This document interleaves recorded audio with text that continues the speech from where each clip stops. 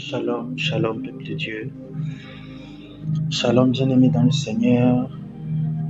Shalom,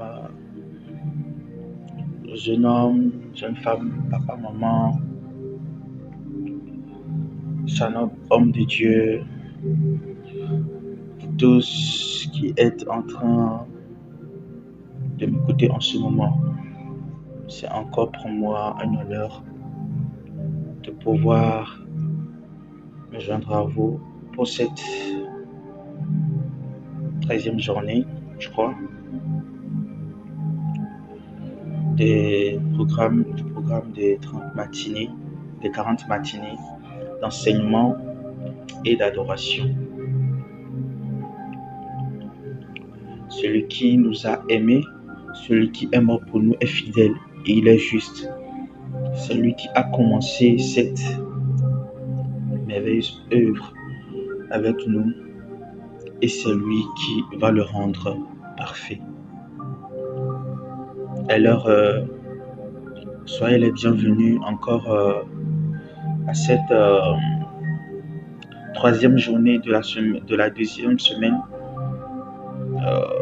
qui est intitulée à la découverte de notre identité christique. Le jour 3, je crois que c'est aujourd'hui le jour 3.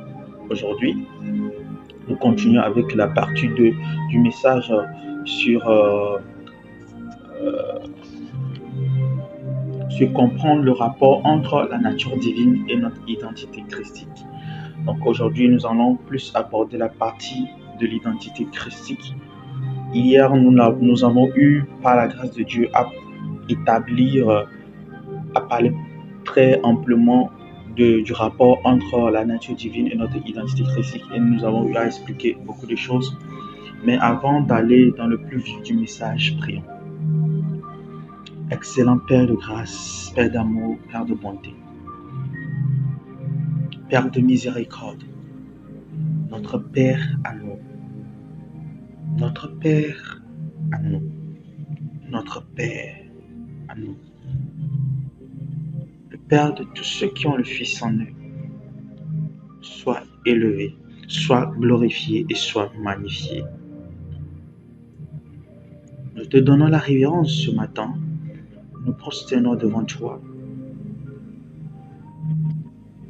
et nous t'acclamons, nous te célébrons, nous te magnifions, nous t'exaltons et nous te disons merci.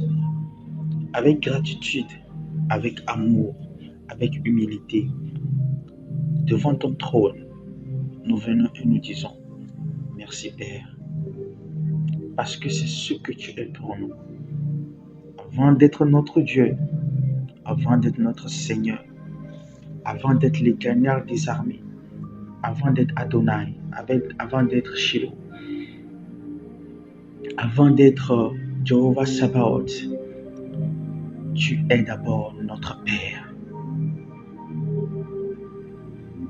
C'est pourquoi nous aimerions te dire ce matin que nous sommes heureux que tu sois notre Père, que tu prennes soin de nous, que tu nous donnes ton nom, que nous prenons ton nom. Et par ce nom-là, nous évoluons partout dans le monde. Nous aimerions te dire que nous sommes fiers de toi. Nous sommes contents de t'avoir comme Père. Nous sommes heureux de t'avoir comme Père. Il n'y en a pas d'autre comme toi. Tu es notre modèle. Tu es notre exemple. Tu es tout ce que nous voulons devenir. Tu es notre vision. Sois béni notre Père. Sois magnifié notre Père. Sois élevé notre Père. Ce que tu peux représenter pour nous, nos mots ne peuvent pas le définir au-delà. Seigneur, notre Père, sois élevé, sois glorifié.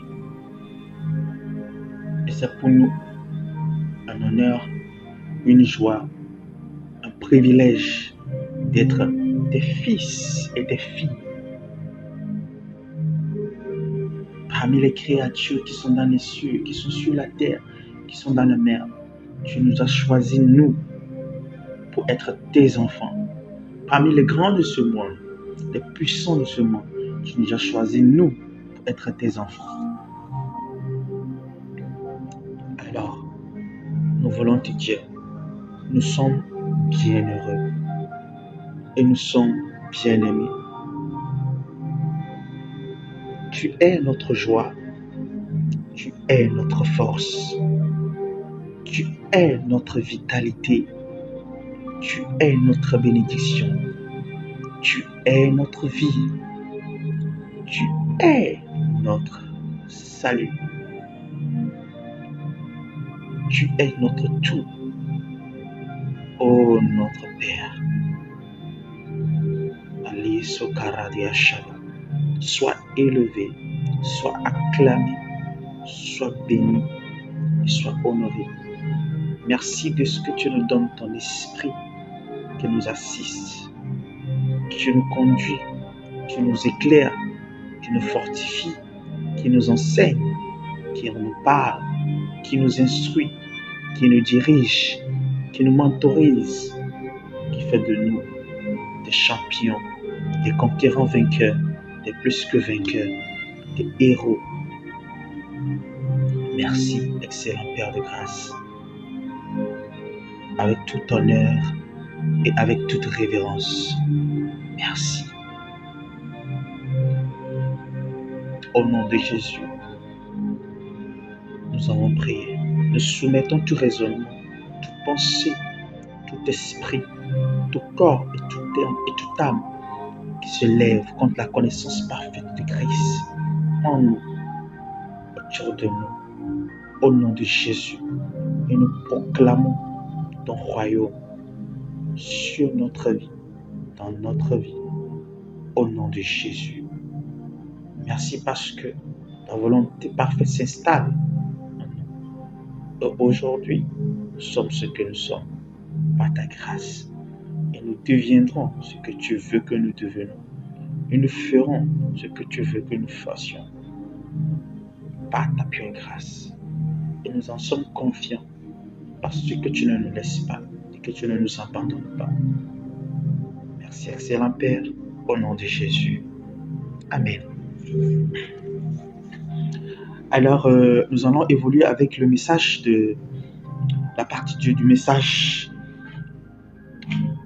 du rapport entre la nature divine et notre identité christique. Donc, hier, nous avons eu à parcourir beaucoup de choses.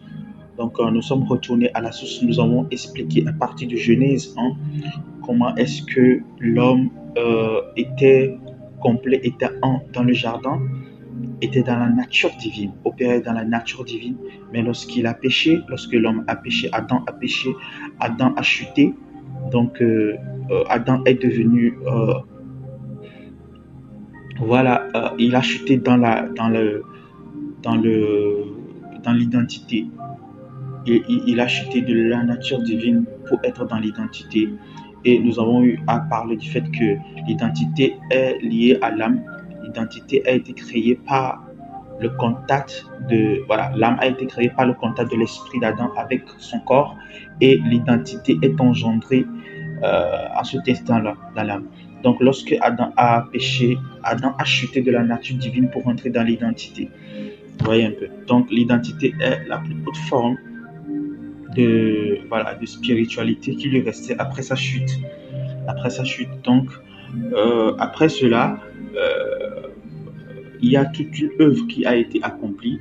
Bon, nous en parlerons tout de suite, mais nous avons expliqué de long à large que l'identité est le reflet de la nature divine qui est dans chaque être humain sur cette terre. Donc, notre identité est notre reflet. Et aujourd'hui, le combat majeur que le diable est en train de livrer contre les humains, c'est de détruire leur identité, de détruire notre identité. Et par ce moyen-là, il veut passer par ce moyen pour nous empêcher de nous reconnecter à Dieu et d'être sauvés. Donc, tout le combat qu'il y a aujourd'hui, ce n'est pas le combat de la nature divine, mais c'est le combat d'identité. en fait. Donc, l'objectif de Dieu est de ramener l'homme dans la nature divine et l'objectif de Satan est de faire descendre l'homme voilà, dans les plus bas instants, dans les plus basses dimensions. Donc, nous avons eu expliqué que, voilà, la nature est de l'esprit, l'identité est de l'âme. La nature est la responsabilité de Dieu, mais l'identité est la responsabilité du chrétien. Par la nature, on est, mais par l'identité, on devient. Donc la nature, c'est la vérité immuable, invariable, mais l'identité est cette vérité révélée. Même dans les définitions de Google, les définitions du dictionnaire, la nature est définie comme ce qui est vrai. C'est-à-dire, c'est ça la vérité en fait. Moi, je bénis vraiment Dieu pour la vie de toutes ces personnes, tous ces académiciens qui font toutes ces recherches-là pour vraiment donner un sens à tous les mots que nous avons aujourd'hui. Franchement, c'est extraordinaire. Bien qu'il y a des fois, il y a des choses, des mots qui ne correspondent pas vraiment à la révélation. C'est parce qu'il y a certains mots, si nous devons les expliquer dans le contexte de la parole de Dieu, Dieu nous redonne même la définition originelle de ces mots-là. Mais par rapport à la nature divine, franchement, je crois que c'est l'une des définitions les plus vraies que j'ai eu à trouver dans mes recherches en ce qui concerne les mots. Parce que la plupart du temps, quand je fais des recherches sur les mots, sur les révélations que Dieu me donne, imaginez-vous que tous ces messages sur l'identité divine a été donné juste par une seule phrase. Une seule phrase seulement que l'Esprit Saint m'a communiqué. Et ça a ouvert la voie à tout le reste. Il m'a dit, tu parleras de l'identité. Parce que c'est très peu que les gens s'attardent sur l'identité. Vraiment pour que nous comprenions profondément ce qu'est l'identité. Il m'a dit, écoute Benoît, l'identité, il a dit, la nature divine est de l'esprit, mais l'identité est de l'âme. C'est la seule phrase qu'il a eu à me dire. Et cette phrase a ouvert la voie à tous les restes. C'était extraordinaire. Et par seule cette phrase est venue toutes les autres révélations qu'il a eu à me communiquer. Vous voyez un peu. Donc, franchement, je bénis Dieu. Franchement, je bénis Dieu pour la vie de ceux qui font tout ce travail de recherche-là. C'est extraordinaire. La plupart du temps, je redéfinis tout. Le Saint-Esprit me redonne la définition de tous les mots dans le contexte originel, bien dans le contexte de la révélation. Comme on les dit, les mots ont leur sens dans le contexte le contexte dans lequel ils sont employés. Donc c'est un peu ça. Vous voyez un peu. Donc quand on parle aussi de la nature divine, on parle de cette vérité immuable. Quand on parle de la nature divine est innée, c'est quelque chose qui vient de Dieu, c'est quelque chose qu'on ne choisit pas. Mais quand on parle d'identité, c'est quelque chose qui est acquise. Il y a plusieurs paramètres qui rentrent en jeu en ce qui concerne la nature, en ce qui concerne l'identité d'une personne. Et l'identité spirituelle, l'identité physique, l'identité psychologique, l'identité naturelle, bref, toutes les formes d'identité qu'on peut avoir. Donc, quand on veut définir quelqu'un physiquement, il est haut de taille, il a telle couleur, il a tels yeux, son visage est ovale, il est musclé, il est svelte, il est gros. Ouais, ça, c'est ce qui le définit, lui. Vous voyez un peu. Donc, au-delà de ça, bon, il y a l'identité numérique ou bien l'identité biométrique. Donc, on donne le nom de la personne. L'identité numérique, c'est toutes les... Voilà. Aujourd'hui, il y a l'identité numérique. Avant, il n'y en avait pas. Mais aujourd'hui, il y a l'identité numérique. Quand on parle d'identité numérique, c'est votre existence dans le monde digital. C'est votre existence dans le monde de l'Internet. C'est ça l'identité numérique. C'est votre existence dans le monde des réseaux sociaux, dans le monde de la connexion, de l'Internet, des réseaux sociaux, voilà, de Facebook et tout ça. Vous voyez un peu des pages sociales. Donc, je crois que tout le monde aujourd'hui a une identité numérique. Donc, vous avez créé un compte Facebook, un compte WhatsApp, un compte TikTok, un compte YouTube ou bien Gmail. Donc, toutes ces choses-là constituent en fait votre identité numérique. Donc, vous n'êtes pas seulement ce que vous êtes dans le corps ou ce que vous êtes dans l'âme. Vous êtes aussi ce que vous êtes dans Internet. Vous voyez un peu. Donc, il y a des gens qui sont beaucoup plus présents dans Internet qui sont présents dans la vraie vie, dans la réalité ici comme ça. Vous voyez un peu. Voilà. Et il y a aussi l'identité spirituelle. Donc, par identité spirituelle, on définit, on dit l'identité spirituelle, c'est votre appartenance religieuse. Je peux dire ça de cette manière. Bien que la spiritualité, ça a plus à voir avec connexion ou rapport, intimité avec un esprit. Un peu. Donc, c'est votre appartenance religieuse. Donc, pour connaître votre identité religieuse, il y a des gens qui sont des bouddhistes, il y a des gens qui sont des musulmans, il y a des gens qui sont voilà, des chrétiens, et même dans le christianisme, il y a le christianisme orthodoxe, catholique, protestant, euh, ensuite le christianisme voilà, pentecôtiste, des mouvements de réveil. Vous voyez un peu. Donc, toutes ces choses-là, l'identité, voilà, pour parler de l'identité, il faut tenir compte de plusieurs paramètres. Il faut tenir compte de plusieurs paramètres. Et donc, l'identité aussi est évolutive. L'identité se crée, donc on peut dire aussi votre identité professionnelle, ce que vous faites dans la vie, c'est ce qui vous définit. Vous voyez un peu. Donc, ça aussi, c'est une identité. Votre identité sociale. Donc, voilà, dans la société, vous existez en tant que qui? Est-ce que vous êtes père? Est-ce que vous êtes mère? Voilà. Est-ce que vous êtes votre. Il y a, je crois que votre identité du genre, il y a voilà, le masculin, le féminin, votre identité. Je crois qu'il y a un mot qu'on utilise, matrimonial, c'est ça, matrimonial. Vous êtes célibataire, vous êtes marié, vous êtes célibataire avec l'enfant. Bon, je ne sais pas si ça, ça compte sur les papiers, mais voilà, vous voyez un peu. Donc, votre identité matrimoniale. Donc, quand on veut parler de l'identité en général, il y a beaucoup de paramètres qui rentrent en jeu. Il y a beaucoup de paramètres qui rentrent en jeu. L'identité, elle est évolutive. Avant, vous n'étiez pas marié, mais avant, vous étiez célibataire, mais maintenant, vous êtes marié. Donc, votre identité vient de changer. Votre identité matrimoniale vient de changer. La case, donc, dans la question de l'identité, il y a plusieurs sous-cases. Dans la grande case de l'identité, il y a plusieurs sous-cases. En ce qui concerne en ce qui concerne la nature divine, c'est plutôt un seul paramètre, Dieu, esprit, terminé. Dieu, esprit terminé. Dieu, esprit terminé. Le type d'esprit que vous êtes, c'est lui qui le décide. Vous ne le décidez pas, c'est lui qui le décide. Si vous devez être un esprit prophétique, un esprit royal, si vous devez être un esprit voilà, séculier, un esprit qui a les connaissances de la science, des trucs comme ça, c'est lui qui le décide. Un peu. Donc, la nature divine, il y a la nature divine dans chaque personne. Je l'avais dit, toute personne sur cette terre contient en lui une empreinte de Dieu. La nature divine est l'empreinte de Dieu dans chaque humain sur terre. Ouais, c'est ça la nature divine. La nature divine, c'est l'empreinte de Dieu dans chaque humain sur terre. Donc, en ce qui concerne la nature divine, tout dépend de Dieu, de l'esprit. Tout dépend de lui. C'est lui qui met, c'est lui qui se charge de tout. Déjà, même, on ne maîtrise pas comment ça se fait totalement. C'est lui, par ses révélations, qui nous explique un peu comment ça se fait. Sinon, à la base, personne ne savait que, en fait, quand quelqu'un vient dans son esprit, il est déjà ce qu'il devait devenir sur terre. Et la plupart, c'est pas parce que tu as quelque chose dans ton esprit que forcément tu vas le manifester. C'est d'où la quête de, voilà, la recherche d'identité. Étant donné que cette empreinte-là, dans l'humanité, l'accès à cette empreinte est fermé.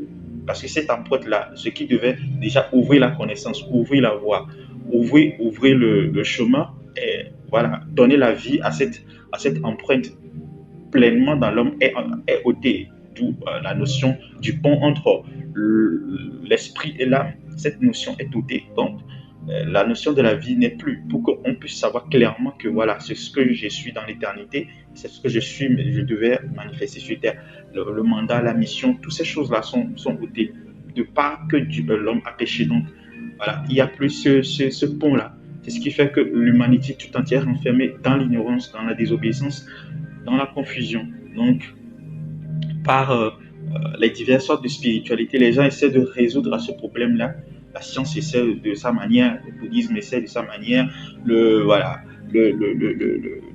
l'islam essaie à sa manière. Mais la meilleure manière, le meilleur moyen de découvrir toutes ces choses-là, c'est par le christianisme, c'est par l'œuvre achevée de Christ à la croix, c'est par le Fils de Dieu qui s'est manifesté, parce que c'est lui qui maîtrise ce domaine. Vous savez, lorsqu'on crée quelque chose, lorsqu'on crée un portable, lorsqu'on crée une voiture, on a le manuel. En fait, on sait, voilà, en réalité, c'est la personne qui crée la chose qui peut vous dire comment l'utiliser. Voyez un peu. Donc, c'est Dieu qui a créé l'homme. Ici, vous dit que, voilà, comme c'est la manière dont l'homme doit revenir vers lui, c'est par son Christ. Et il est revenu lui-même se manifester pour ça. Alors, se manifester et se révéler pour que chaque homme passe par lui. C'est-à-dire, il a donné le manuel, il a donné le moyen par lequel tous les hommes doivent revenir à lui.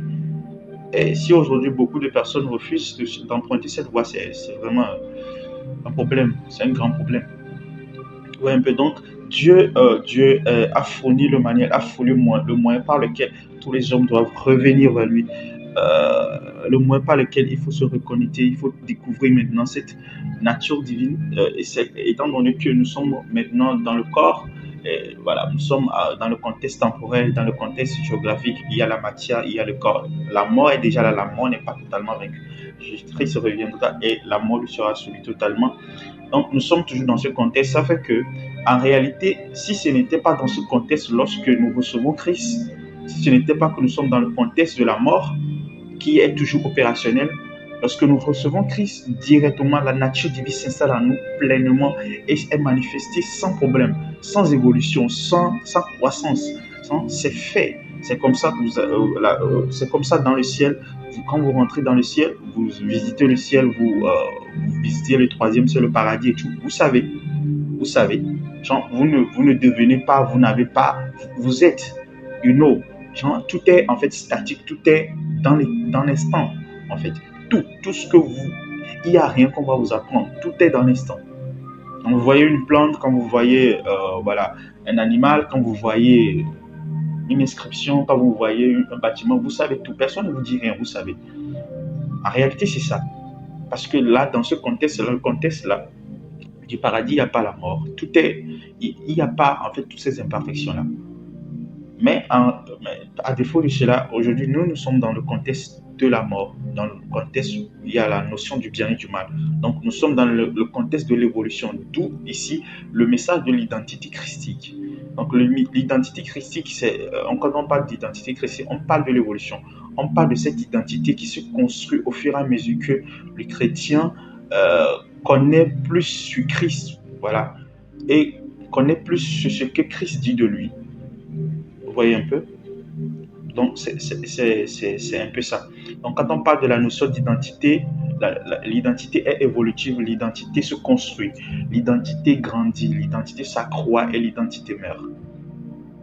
Donc, comme tout être vivant qui naît, grandit et meurt, l'identité aussi naît, grandit et meurt. Et un jour, vous vous rendez compte de qui vous êtes et puis vous commencez par travailler sur ce que vous vous êtes rendu compte de cette position-là que vous avez. Vous rendez compte de cela et vous travaillez pour manifester. Ouais, vous travaillez pour devenir. Vous travaillez, donc vous acquérez des compétences, vous, vous améliorez, vous travaillez sur vous-même, que ce soit sur votre corps. Aujourd'hui, votre corps est gros, ou bien peut-être avec beaucoup de graisse et tout et tout. Voilà, vous commencez par les exercices physiques, votre corps devient svelte, vous êtes musclé, vous êtes beaucoup plus présentable. Voilà, votre identité physique vient de changer. Il y a aussi votre identité biologique, je vais dire ça.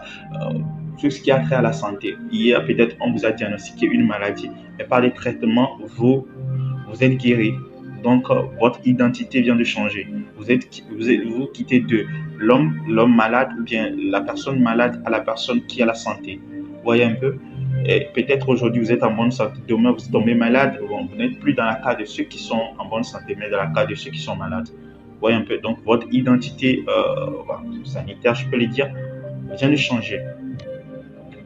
Vous voyez un peu, votre identité dans ce sens vient de changer. C'est de la même manière, hier vous n'avez pas d'enfant, mais aujourd'hui vous avez des enfants, donc votre identité a changé. Hier vous étiez jeune, mais aujourd'hui vous êtes adulte, votre identité a changé. Donc l'identité est évolutive, l'identité se construit, l'identité change. L'identité n'est pas permanente, n'est pas quelque chose de permanent. Hier vous étiez quelque chose, aujourd'hui vous êtes autre chose. Vous voyez un peu.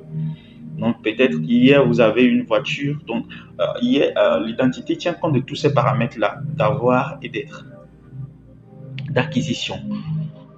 Ouais, un peu. Donc, dans la notion de l'identité, rien n'est acquise. Genre, rien n'est gratuit en fait. Genre, rien n'est gratuit. Rien n'est là juste comme ça. Non. Rien n'est là juste de manière garantie. Vous travaillez pour ça, vous développez pour ça. Mais votre identité spirituelle, c'est pas parce que nous tous qui avons reçu Christ que nous avons tous voilà, cette forte intimité avec Dieu. Non, il y a des gens qui n'en ont pas, il y a des gens qui ont une très forte intimité, il y a des gens qui sont devenus les maîtres des autres, il y a des gens qui enseignent, il y a des gens qui ont reçu le mandat. Donc il y a toute une variété. Une variété. Donc l'identité se construit. C'est pourquoi Dieu a dit que l'identité, c'est de la responsabilité de l'homme. Mais la nature divine, c'est la responsabilité de Dieu. Dieu est responsable du potentiel. Dieu est responsable du potentiel, des caractéristiques, du choix d'esprit. Il est responsable de tout ce qu'il met en vous. Mais vous êtes responsable de ce que vous devenez par vos choix, vos décisions et par voilà, votre acceptation de Christ, bien sûr. Votre volonté à travailler d'un commun accord avec Christ, avec le Saint-Esprit, pour manifester en réalité ce que vous êtes. Là, je parle dans le contexte chrétien. Je quitte maintenant le contexte général pour entrer dans le contexte christique. Je parle aux chrétiens, je parle aux enfants de Dieu, je parle à ceux qui ont l'Esprit de Dieu en eux, à ceux qui ont la vie en eux. Vous voyez un peu. Donc, dans ce sens, nous allons évoluer aujourd'hui vers nous allons évoluer un peu vers le côté christique de la chose. Nous allons expliquer un peu le côté christique de la chose. Donc, pour cela, nous allons lire certains versets bibliques rapidement. Et maintenant, nous revenons pour aller évoluer dans le message. Nous allons lire tous les versets dont nous allons en parler dans ce message. Mais après, voilà, lorsque nous évoluerons, nous y ferons référence. Nous ne reviendrons pas forcément en parler ou bien les relire. Vous voyez. Donc, allons dans... Rapidement, nous allons dans Colossiens 2, le verset 9. Colossiens 2, le verset 9. Nous allons lire tous les versets.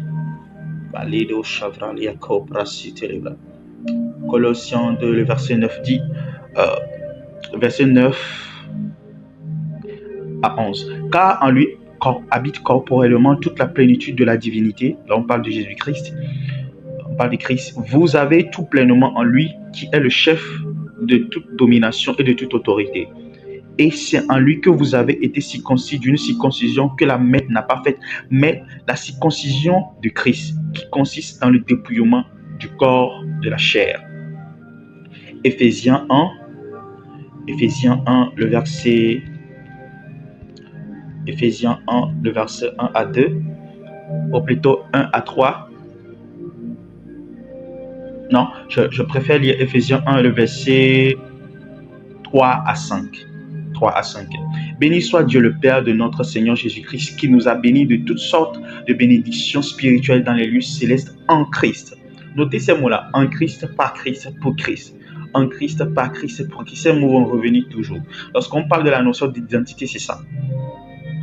Cherchez tous les versets, je vais vous donner un secret. Cherchez tous les versets de la Bible qui parlent de en Christ, par Christ, pour Christ, par lui, en lui, pour lui. Si vous voulez découvrir qui vous êtes réellement en Christ, c'est ça. Donc, le travail que vous ferez avec ce verset, c'est ce qui va croître ce que vous êtes. J'expliquerai tout ça tout de suite. Ok? Donc, vous cherchez les versets qui parlent de en Christ, par Christ, pour Christ. Il n'y a rien que vous pouvez faire en dehors de ces versets. Si vous voulez réellement avoir une connaissance parfaite de votre identité, vous devez connaître Christ. C'est la condition sine qua non.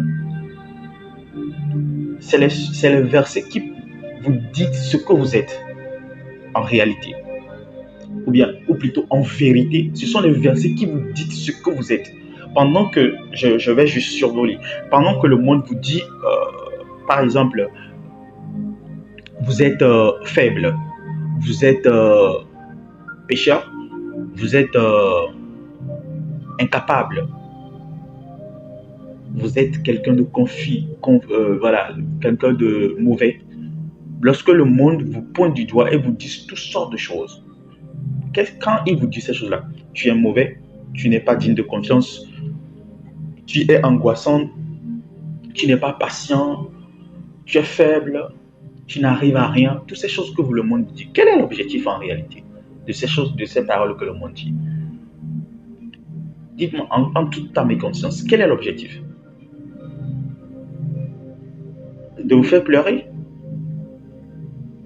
Non. L'objectif, c'est quoi? C'est de détruire votre identité ou bien de vous donner une autre identité.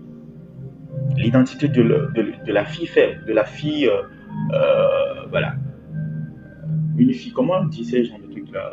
J'oublie un peu le nom. Quand on veut parler, voilà, une fille facile, un homme faible, incapable, euh, peureux, qui n'a pas la capacité de prendre soin des gens. Il y a beaucoup de choses. Vous ne servez à rien. L'objectif, c'est de détruire votre identité. En tout cas, votre véritable identité en Christ. Pour ceux qui ont reçu Christ. Ok. Vous voyez un peu. Tout ça, c'est pour bien de vous donner une autre identité. Tout est question d'identité. Regardez toutes les guerres, les grandes guerres, toutes les grandes guerres. Vous savez que les grandes guerres, la première guerre mondiale et la deuxième guerre mondiale qui a eu lieu, c'est juste une question de genre d'identité. Pour des raisons bizarres, surtout la première guerre mondiale, avec l'attentat de Sarajevo, l'ego, avec le sentiment de le diable qui vient flatter avec, bon, genre, la sous-estimation. Tu n'es pas suffisamment, si tu ne déclenches pas la guerre, les gens, voilà, ils ne vont pas te respecter. C'est une guerre entre frères. Entre frères.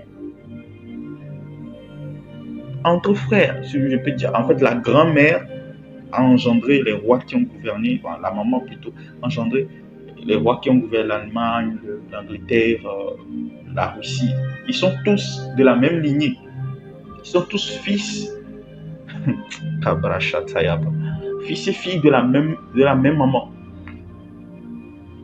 Ouais, un peu. Donc la maman a engendré, et là, cette maman n'a engendré que des rois. Que des rois. Come on, come on, come on, come on. Je bénis l'utérus d'une maman maintenant au nom puissant de Jésus, d'une fille maintenant au nom de Jésus. Tu n'engendreras que des rois et des reines. Mais des rois qui ont des égouts démesurés, des égouts bizarres. Tout n'est qu'une question d'identité. Si aujourd'hui, il y a cet écho de la troisième guerre mondiale qui se fait sentir avec les menaces nucléaires, c'est quoi? Dites-moi, au-delà d'une crise d'identité, c'est quoi? Chacun veut prouver qu'il sait faire. Chacun veut prouver qu'il maîtrise. Chacun veut prouver qu'il est fort. Et le diable est derrière ça en train de tirer les ficelles. Il y a tel qui fait démonstration de force avec Satan 2, d'autres qui fait démonstration de force avec Lucifer 1, d'autres qui font démonstration de force avec quoi? Quel nom que je vais encore donner? Je ne sais pas trop. Pour prouver que aujourd'hui, s'il y a une nation qui domine sur une autre nation, qui impose ses lois, c'est une question d'identité. Tout est une question d'identité. Donc, le rôle majeur du diable, c'est de détruire l'identité de l'homme. Tu es faible. Il crée en toi l'insécurité. C'est cette même insécurité qu'il a créée avec Adam et Ève dans le jardin. Est-ce que tu es sûr que là où ici tu es, du diable, Dieu vous a réellement dit de ne pas toucher à la connaissance de la connaissance du bien et du mal? Ah, vous êtes vraiment sûr? Avec la sous-estimation de soi. Ils ne savent pas. Vous savez, l'un des dangers, je crois que l'un des plus grands dangers de l'humanité, c'est quand vous ne savez pas ce que quelqu'un pense de vous. Et vous supposez. Pendant que tu supposes qu'il y a la personne qui ne t'aime pas, ou bien tu supposes que la personne te déteste, pendant ce temps, la personne t'aime de tout son cœur, de toute sa personne. C'est ce que Dieu a fait avec Ève et Adam. C'est de la même manière que tu peux croire que quelqu'un t'aime, mais en réalité, la personne ne t'aime pas. Tu peux imaginer des tas de scénarios, mais voyez un peu. Alors, donc quand vous cherchez les versets qui parlent en Christ, pour Christ, par Christ, ce sont des versets qui parlent de vous, de nous, ce que nous sommes, en Dieu. Ouais. Donc, en lui, Dieu nous a élus. Je reviens sur le verset Ephésiens 1, le verset 4, en lui, Dieu nous a élus avant la fondation du monde pour que nous soyons saints et irrépréhensibles devant lui. Nous ayant prédestinés dans son amour à être enfants d'adoption par Jésus-Christ selon le bon plaisir de sa volonté. Donc, allons dans Colossiens 1, le verset 16. Colossiens 1, le verset 16. Car en lui ont été créées toutes les choses qui sont dans les cieux, sur la terre, les visibles et les invisibles, les trônes, les dignités, les dominations, autorités et autorités. Toute chose a été créée par lui et pour lui. Toute chose a été créée par lui et pour lui. Oh my God. J'aime ces versets, vraiment, j'aime ces versets. Jean 14, je lis d'abord Jean 6, le verset 53. Jean 6, le verset 53.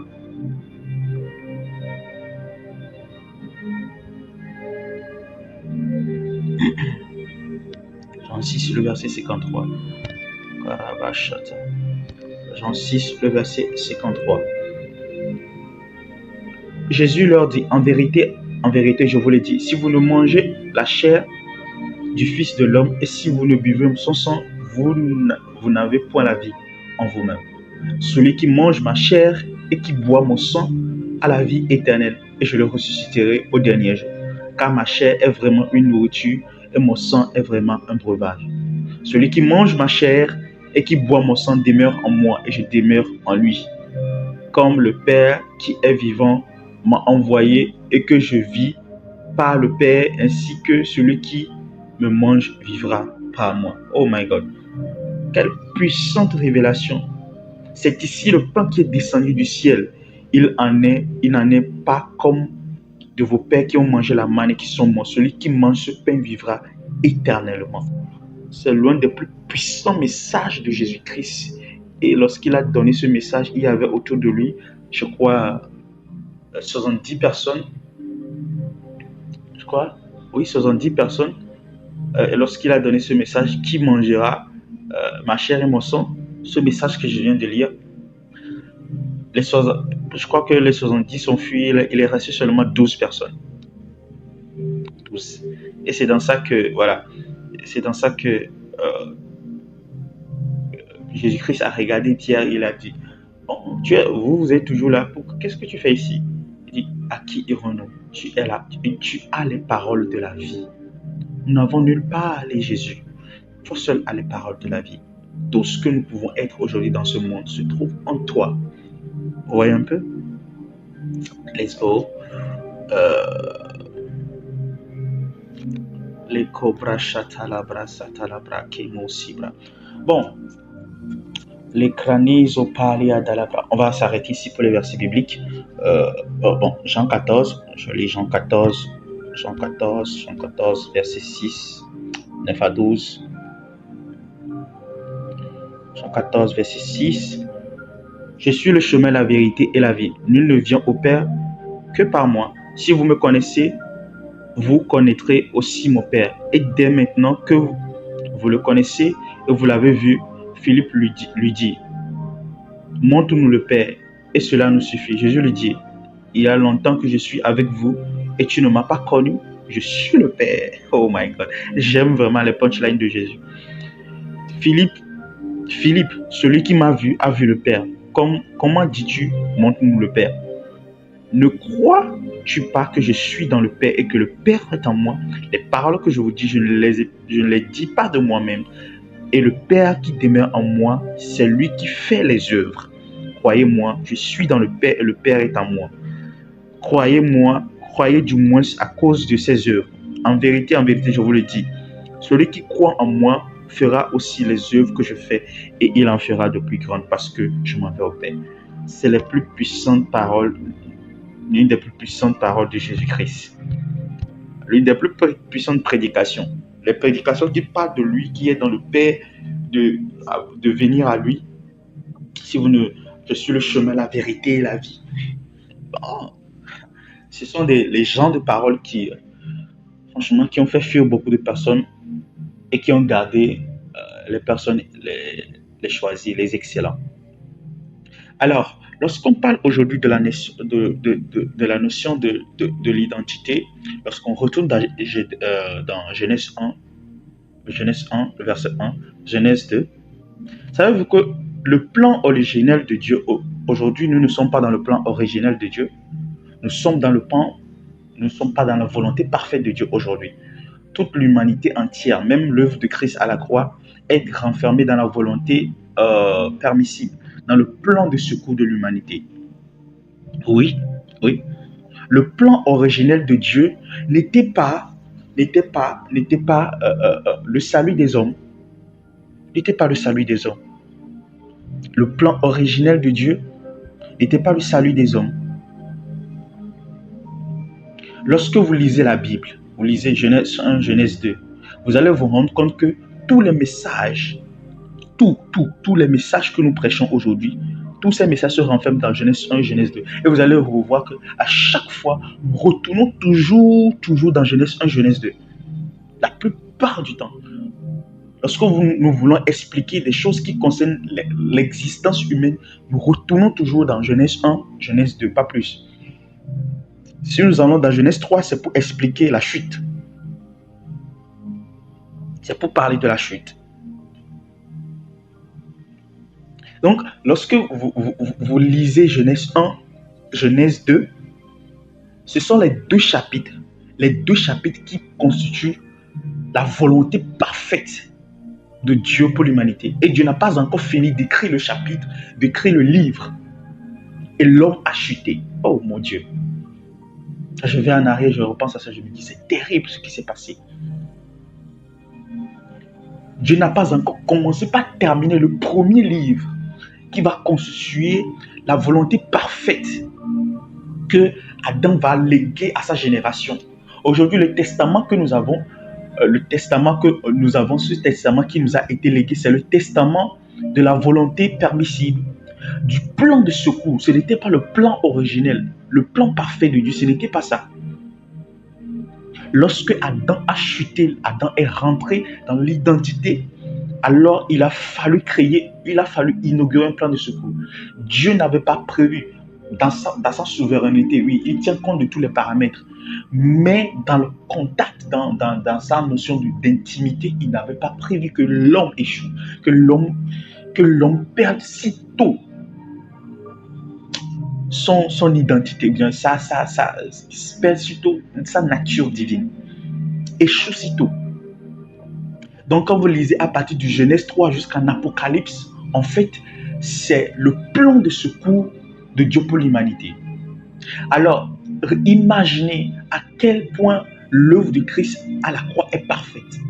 Regardez à quel point la manifestation de Christ dans le corps, la manifestation de Dieu qui a pris chair en la personne de Jésus-Christ, qui est venu, qui est mort à la croix, qui a accompli cette œuvre merveilleuse. Regardez toute la Bible, tous les miracles, tous les signes, tous les prodiges, toutes les histoires fascinantes, la marche de Dieu avec l'homme, avec l'humanité, avec les prophètes, avec les rois, avec les patriarches, les disciples, le message de l'apôtre Paul, ces messages qui bouleversent le monde aujourd'hui.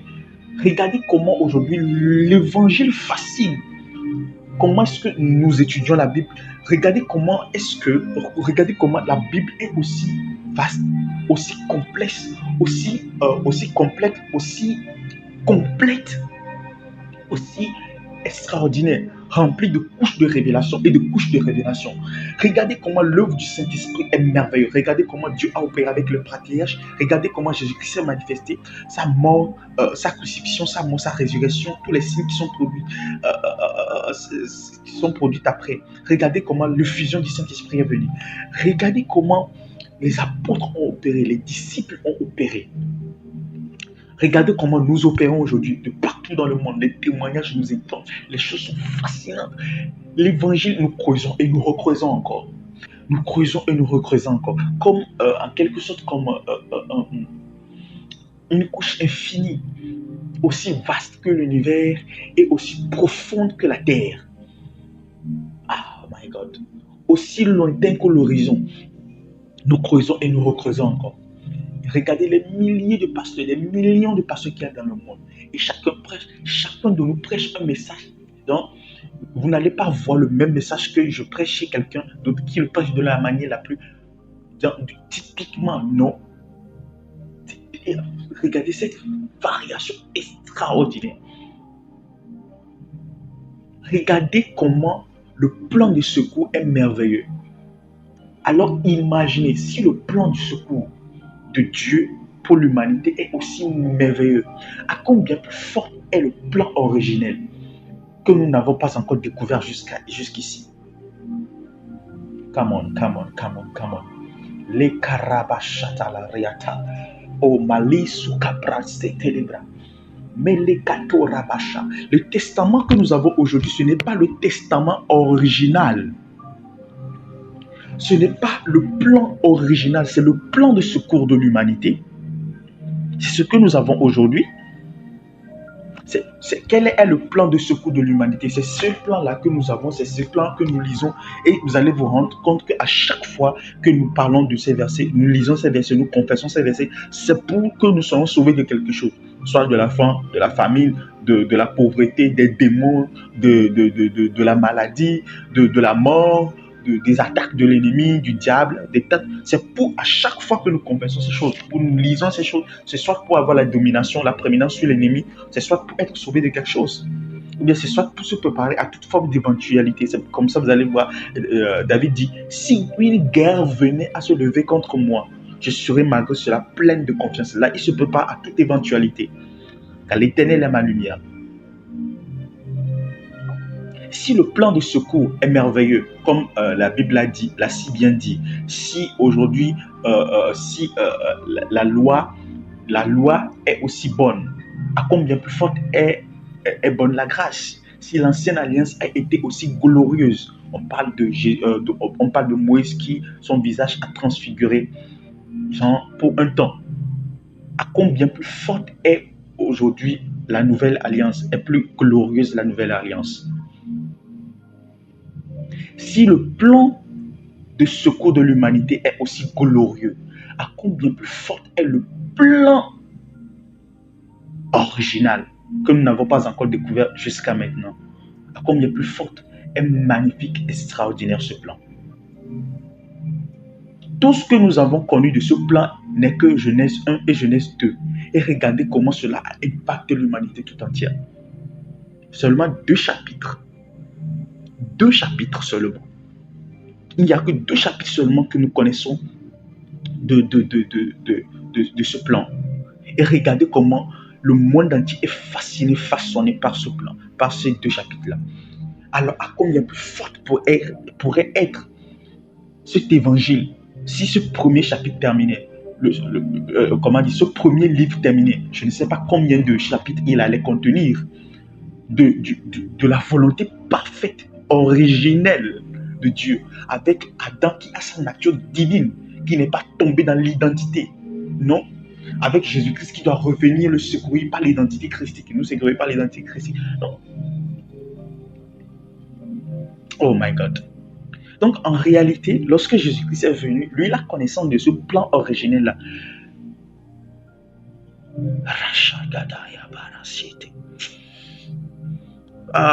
quand je pense ça, je vois l'immensité de l'amour de Dieu. L'éternité, on ne va pas s'ennuyer. Non, on ne va pas s'ennuyer du tout. Je vous dis, on ne va pas s'ennuyer dans l'éternité. Dieu a toujours un plan. Il est fascinant, ce gars. Je vous assure, il est extraordinaire. Qu'est-ce qui me poussera à aller loin de ce Dieu? Dites-moi. En toute vérité, vous qui écoutez ce message aujourd'hui, qu'est-ce qui vous pousse à vous éloigner de Dieu? Quoi? La faim? La maladie? Quoi?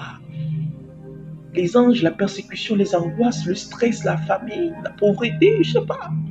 Le manque. Les anges, les démons. Quoi?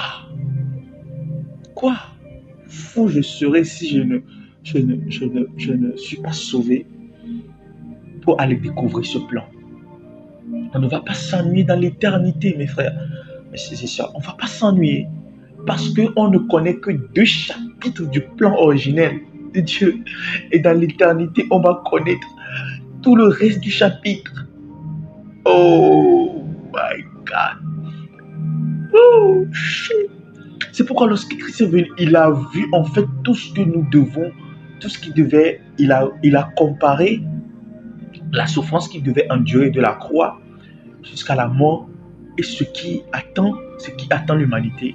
Il a préféré souffrir pour que nous allions là-bas. Donc nous là, ce que nous prêchons là, ce n'est pas une question de religion. Nous ne prêchons pas la religion. Nous ne prêchons pas un maître. Comment dit ça? Jésus-Christ, nous ne prêchons pas un prophète. Nous ne prêchons pas un maître ascensionné. Comme les gens comparent Jésus-Christ à un maître ascensionné. Jésus-Christ n'est pas un maître ascensionné. Ce sont des bullshit. Ce sont de la folie, des choses que les gens ne savent pas. Vous ne pouvez pas être en dehors du christianisme et expliquer les choses que nous vivons mieux que nous. Ce n'est pas possible. Vous ne pouvez pas être en dehors du mariage de quelqu'un. Il y a un couple dans une maison. Eux, ils vivent leur vie. Vous qui êtes au dehors, à l'extérieur, vous connaissez leur vie mieux qu'eux. Non, ce n'est pas possible. Le christianisme, ce n'est pas une question de religion. Jésus-Christ n'est pas un maître ascensionné. C'est pourquoi lorsque nous parlons du message de la transcendance christique, de l'état christique, de la statue parfaite de Christ, des ascensions de l'illumination, ils croient que nous parlons d'eux. Non, nous ne disons pas la même chose. Nous utilisons peut-être les mêmes mots, mais nous ne disons pas la même chose. Non, je suis désolé de vous le dire.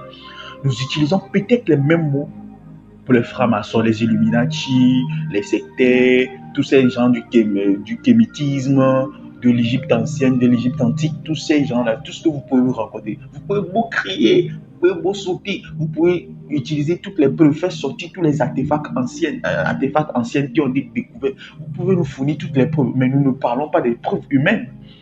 Nous ne parlons pas des preuves des anges déchus. Nous ne parlons pas de ces choses-là. Nous parlons de l'éternité, frère. Nous parlons du principe de la vie. Vous êtes dans le principe de la connaissance du bien et du mal. Nous sommes dans le principe de la vie. Nous parlons de l'éternité. C'est pourquoi je ne sais pas. I don't know. Ila Shabrakata. I don't know. Qu'est-ce qui nous séparera de ça? Oh, mais les failles, Kata.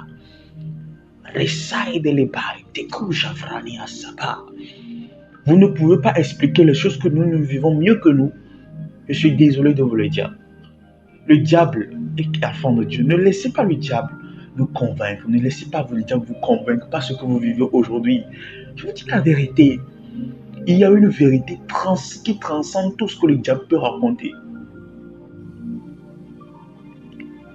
Mais la Korabasha, lorsque nous parlons des messages de la transcendance critique, ou bien lorsque nous parlons du christicisme, nous parlons des choses là, les gens croient qu'en fait, on parle des choses comme non. Nous utilisons les mêmes mots. S'il y avait possibilité d'utiliser d'autres mots pour expliquer ce que nous disons, parce que ce que nous disons est plus excellent que ce que vous disiez. Ouais. Je parle à ces gens-là. Ce que nous disons est plus excellent. Mais sur la terre des hommes, il n'y a que ces mots, donc nous ne pouvons que les partager. S'il y avait d'autres mots que nous pouvons utiliser pour dire ce que nous disons, nous devrions dire, nous les utiliserions. Mais il n'y a que ces mots-là, et nous devons les dire pour que vous compreniez l'excellence de ce que nous disons. Donc, en fait, c'est ça. Quand il y a des pasteurs qui disent que le christianisme est la plus haute forme de spiritualité qui existe, ce n'est pas de la blague. Le christianisme n'est pas ami de quelqu'un dans le monde.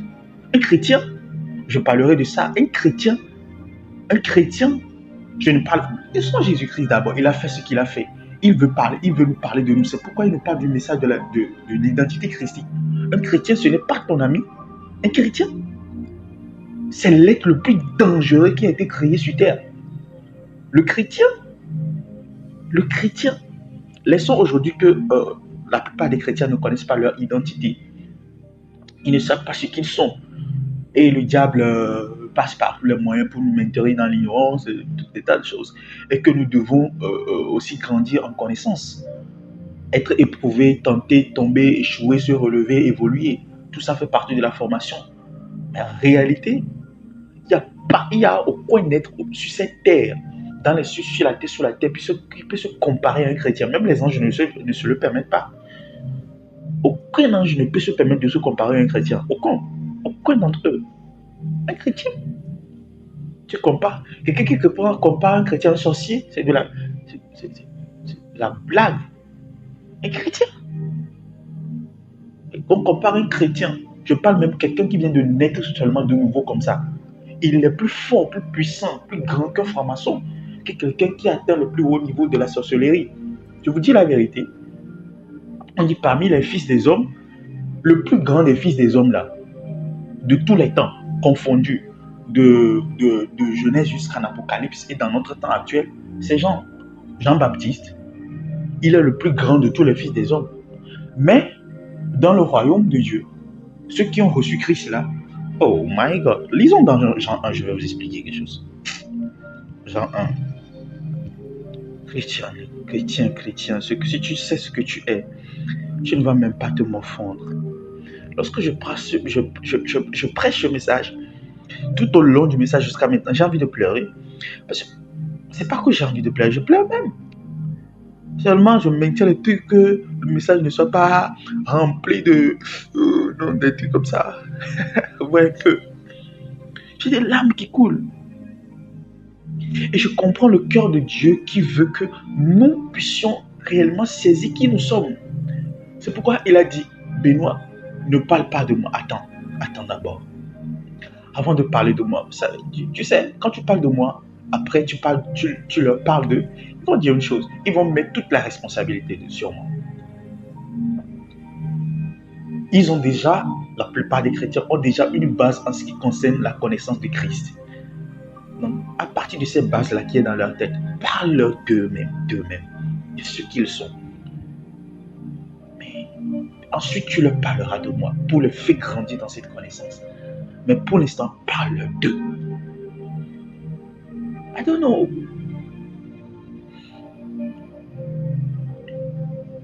Oh my God. Parle-leur d'eux-mêmes.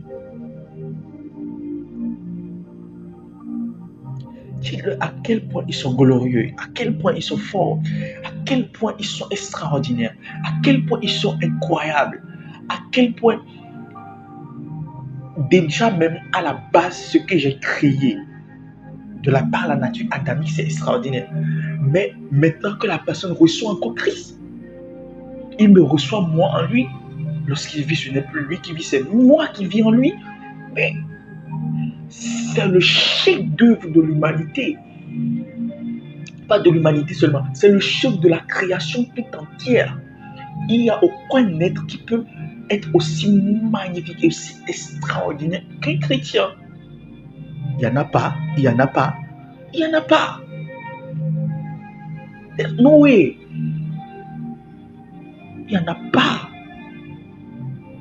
Au point que, regardez, tous les anges, tous les archanges, ils interviennent dans notre monde. Les chérubins, les séraphins, eux tous, ils interviennent ici. Juste pour venir à la rencontre de ce tête-là, tiré à partir de l'argile, dans lequel l'Esprit de Dieu a soufflé de son esprit, qui peut interchanger avec le monde, qui peut chevaucher, se retrouver dans plusieurs dimensions. Cet être. Dit, mais tous ceux qui l'ont reçu, à tous ceux qui croient en son nom, il a donné le pouvoir de devenir enfants de Dieu, lesquels sont nés, non du sang, ni de la volonté de la chair, ni de la volonté de l'homme, mais de Dieu. Et la parole a été faite chair. Elle a habité parmi nous en pleine grâce et nous avons contemplé sa gloire, une gloire comme la gloire du Fils unique venu du Père. Dit, à tous ceux qui l'ont reçu, à tous ceux qui croient, elle a donné le pouvoir de devenir enfants de Dieu. Dieu n'avait pas d'enfant. Dieu n'avait que des créatures qui le servaient. Vous imaginez ce que c'est d'être un enfant de Dieu? Jusqu'à pour dire que maintenant tu quittes l'état d'enfant pour devenir fils. Fille. Et On dit de Jean que je disais qu'il est le plus grand des fils de l'homme. Mais dans le royaume, il est le plus petit que le plus petit. Oui, il est plus petit que le plus petit dans le royaume. Il est plus petit. Ça veut dire que le chrétien qui vient de naître aujourd'hui, qui vient de recevoir Christ, est plus grand que le prophète Jean-Baptiste. Oh my God. Rashakarate abarasiate. Le karata sika brashata.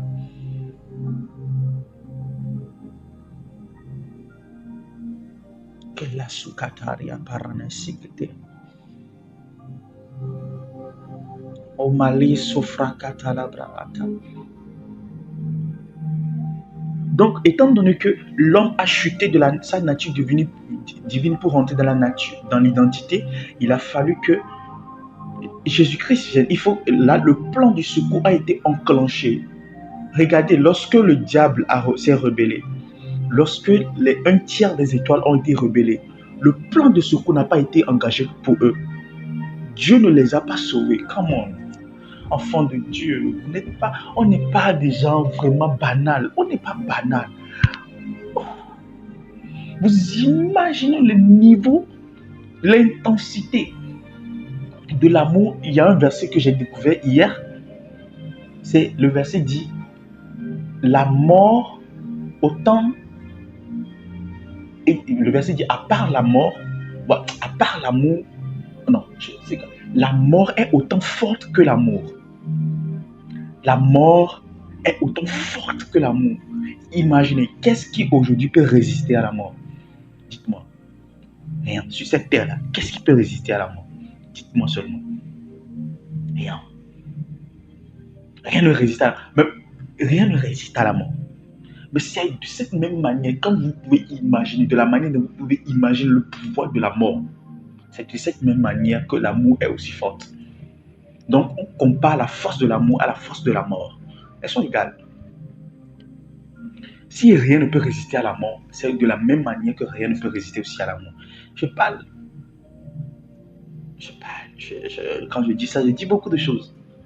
Les couples à venir, c'est pas l'amour, c'est les sentiments.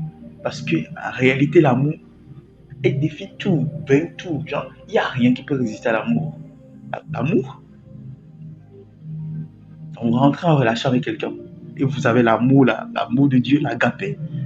Rien ne les résiste. Toutes les épreuves, toutes les situations, toutes les imperfections, toutes les erreurs, tout. C'est hier que j'ai découvert ce verset. Autant l'amour est fort, autant l'amour est fort. C'est pour ça que vous voyez, l'amour de Dieu pour l'homme est extraordinaire. Au point que cet amour même a vaincu la mort par Christ au tombeau. Lorsque les anges sont déchus, se sont rebellés, et s'ils étaient les premiers à se rebeller, mais Dieu n'a pas enclenché un plan de secours. C'est pour ça même que le diable déteste l'humain. I wish that everybody should know that this one. What are we talking about? This revelation. I wish. J'aimerais que tout le monde comprenne ça. Si tout le monde entier comprend ceci, le diable n'aurait plus de pouvoir sur quelqu'un. Le diable n'a pouvoir sur quelqu'un que le pouvoir qu'on lui donne. À part quelque chose qu'on ne lui donne pas, il ne l'a pas. Le plan de secours n'a pas été déclenché pour sauver les anges, pour sauver Lucifer, pour sauver Satan, non. Mais quand l'homme a péché, directement il est sorti du jardin. Avant même qu'il sorte du jardin, Dieu a pris un bouc, il a tué, et puis il les a couverts avec. Avant même qu'il ne sorte du jardin. Avant.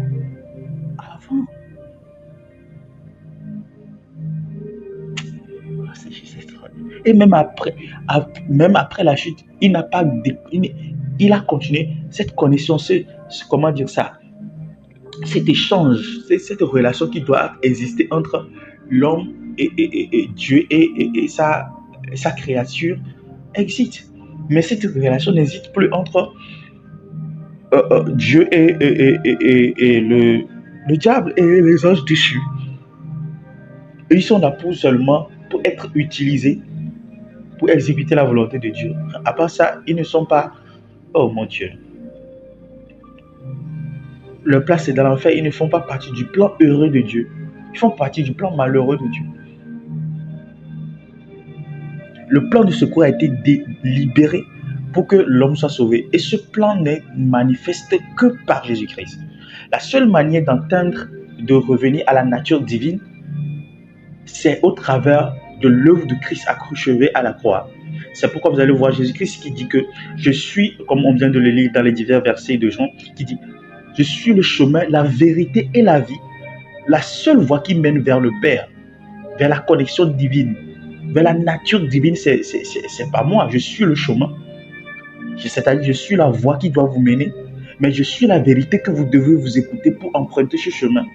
Et je suis la vie dont vous avez besoin pour être connecté au Père. Parce que personne ne vient au Père que par moi. Et personne ne peut aller au Père en étant mort. Les koraba shataya raba sotelebra. Les saprana suketelebra.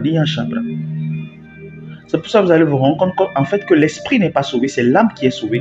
Et c'est dans l'âme que se trouve l'identité. C'est pourquoi le diable combat autant l'identité. Parce que quand votre identité est détruite, vous perdez le salut. C'est pourquoi la Bible dit « Travaille avec crainte et tremblement concernant votre salut ». On parle d'identité.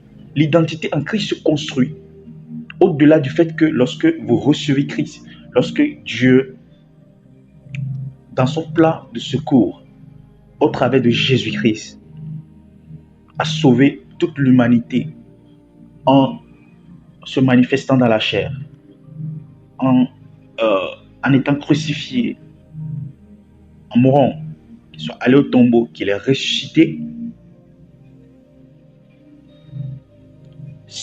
Il nous lègue, ou bien il nous ouvre la voie vers la manifestation de cette nature divine. Il nous ouvre la voie. Il nous donne de sa vie. C'est ici la place du message de l'identité christique. Donc, pour aller à la nature divine, pour manifester la nature divine, pour être en communion et en symbiose avec Dieu, plus que même lorsqu'on était dans le jardin d'Éden, parce que l'homme, le second Adam est parfait, est meilleur que le premier Adam, a des choses que le premier Adam n'a pas. Le second Adam a des choses que le premier Adam n'a pas. Je parlerai de ça après ce message.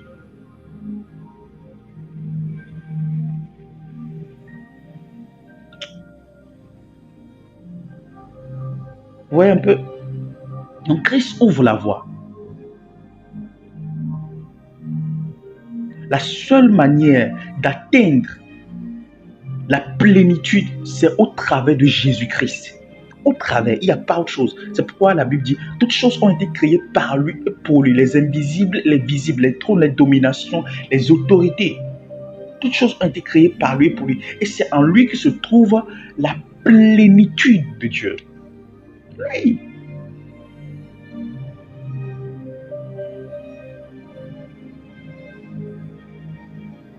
L'identité christique, ce n'est pas seulement, c'est cette position que Christ nous a donnée en lui. Ça, lorsque vous lisez Éphésiens 1,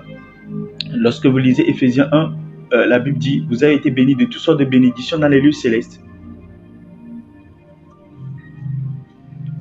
Bénis de toutes sortes de bénédictions dans les lieux célestes. De la manière dont aujourd'hui, il y a des, je l'avais expliqué, la manière dont aujourd'hui, il y a des catégories d'identité. C'est de la même manière qu'en Christ, il y a des catégories, il y a des identités de position. Ça permet de définir qui est qui fait quoi. Vous voyez un peu? Qui est qui et qui fait quoi? Toi, tu es une femme. Toi, tu es un homme. Toi, tu es un homme. Toi, tu as tel âge. Toi, tu as tel âge. Toi, tu es marié. Toi, tu es célibataire. Toi, tu as cette forme. Toi, tu as cette forme.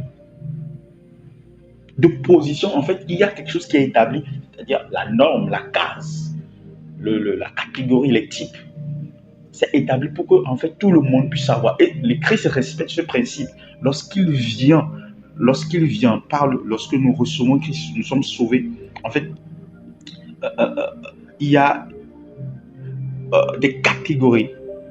Maintenant, la constitution, genre chacun prend de ces différentes catégories maintenant pour faire quelque chose d'unique et qui est propre à lui-même. Vous voyez un peu. Par exemple, moi je suis Benoît, je suis un homme, je suis peut-être clair ou bien marron, je ne sais plus trop, avec le soleil là. Bref, je suis ingénieur, je suis architecte ingénieur, je suis entrepreneur, je suis prophète. Vous voyez, j'enseigne la parole de Dieu, je prophétise, je manifeste la puissance. Donc, en fait, il y a toutes ces choses qui se sont rassemblées. Je suis au Togo, j'ai telle taille, j'ai tel temps, mon nom c'est tel.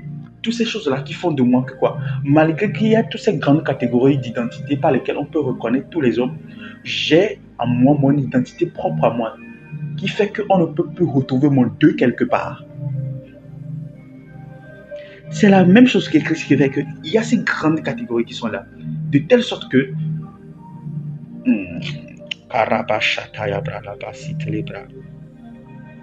de telle sorte que autant il y a ces catégories, lorsque vous, je vais le dire de cette manière pour que nous puissions comprendre, autant il y a de chrétiens, autant il y a d'identité christique.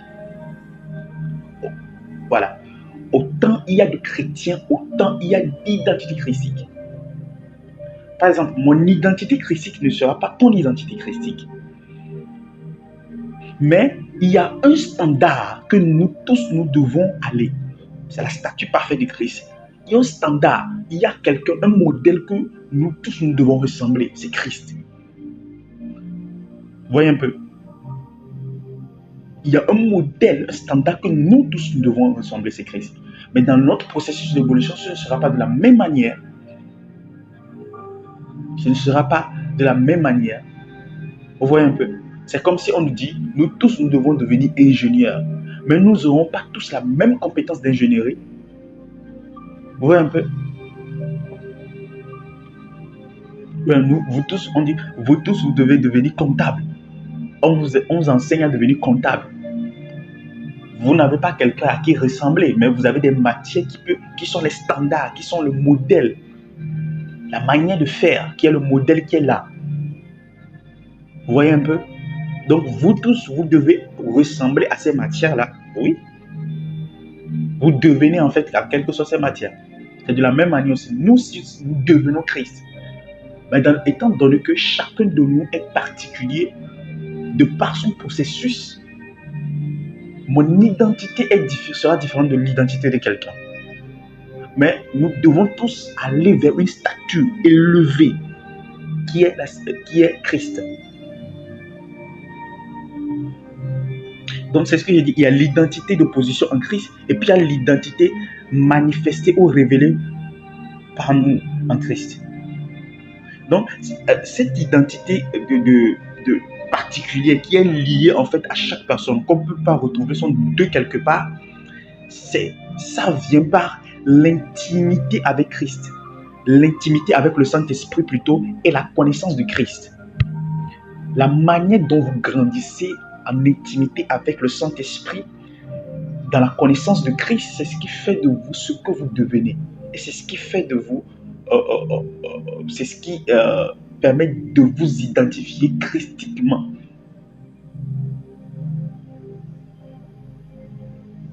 Oh, Mali Chopra Sekatra. D'habitude, j'avais l'habitude de donner les messages crus. Mais cette fois, je ne parle pas comme un prophète, je parle de manière la plus pédagogique possible. Ouais. La plupart du temps, quand je prêche, oh, franchement, c'est tellement. Les mots, trouver les mots, c'est compliqué. Pas dans le sens où il n'y a pas les mots, mais je parle, mais je donne les choses de manière crue. Et franchement, on ne comprend pas. la plupart du temps. Donc là, j'essaie vraiment de, voilà, de donner le message pour que nous tous, nous puissions vraiment saisir cela. Il y avait une chose que j'avais l'habitude de dire, toujours, je crois que ça depuis l'année passée, j'avais l'habitude de dire. Il y a une chose que j'ai l'habitude de dire, c'est que lorsque vous recevez Christ, donc déjà, c'est par le Saint-Esprit. Donc, c'est le Saint-Esprit le début. C'est par le Saint-Esprit. Donc, le Saint-Esprit vous parle de Christ. Christ vous parle de Dieu et Dieu vous parle de vous. Donc, en fait, le but de toutes ces choses-là, c'est vous. Tout, c'est comme un tour qui revient vers vous. Le Saint-Esprit vous parle de Christ, vous grandissez dans la connaissance de Christ. Christ vous révèle Dieu. Dieu vous parle de vous. Toujours et toujours et toujours. Donc, votre identité particulière est ce que Dieu dit, Dieu vous dit. Ou bien Dieu, c'est ce que Dieu dit de vous. Votre identité, pas votre intimité avec le Saint-Esprit. Donc, votre identité particulière, votre identité christique est ce que Dieu dit de vous par votre intimité avec le Saint-Esprit dans la connaissance de Christ. Vous voyez un peu? Donc, Christ est notre image. Donc, plus nous connaissons, plus nous devenons comme lui. Donc, vous remarquez que quand je dis les versets, je donne les versets, je parle des versets où on dit en Christ, pour Christ, par Christ. Plus vous lisez ce genre de versets, plus vous découvrez en fait qu'il vous parle de vous, de vous, de vous, de vous, de vous, de vous. Vous dites, ah, je suis aimé, je suis héritier, je suis co-héritier, héritier de Dieu, co-héritier avec Jésus-Christ. Je suis béni, je suis riche, je suis fort. Je suis la justice de Dieu. J'ai la grâce. J'ai la vie. C'est incroyable ce que je suis. C'est incroyable. Donc pour terminer, l'identité est forgée par Christ, en Christ et pour Christ. C'est comme ça le livre d'Hébreux dit. On dit Jésus-Christ est l'auteur et le consommateur de notre foi. En lui, toute chose a été créée, les visibles, les invisibles, les célestes, les terrestres, tout. Tout en fait a été créé en lui et pour lui. Tout en réalité. Notre identité christique est formée. C'est quand on utilise le terme christique, les gens ont l'habitude. C'est comme si c'est quelque chose d'extraordinaire quelque part là. C'est pourquoi j'avais pris le temps d'expliquer par un message tous ces thèmes-là avant que nous évoluions. Donc, nous n'enseignons pas comme, voilà, on vient et puis on dit les choses. Non. Nous enseignons de manière pédagogique. C'est comme une présentation, étape par étape, step by step. C'est comme un livre. Il faut comprendre en fait les mots, comme on appelle les glossaires. Il faut comprendre les mots inhabituels. Et par ces mots-là, lorsque tu vas évoluer dans la lecture du livre, là, tu peux comprendre maintenant tout le reste.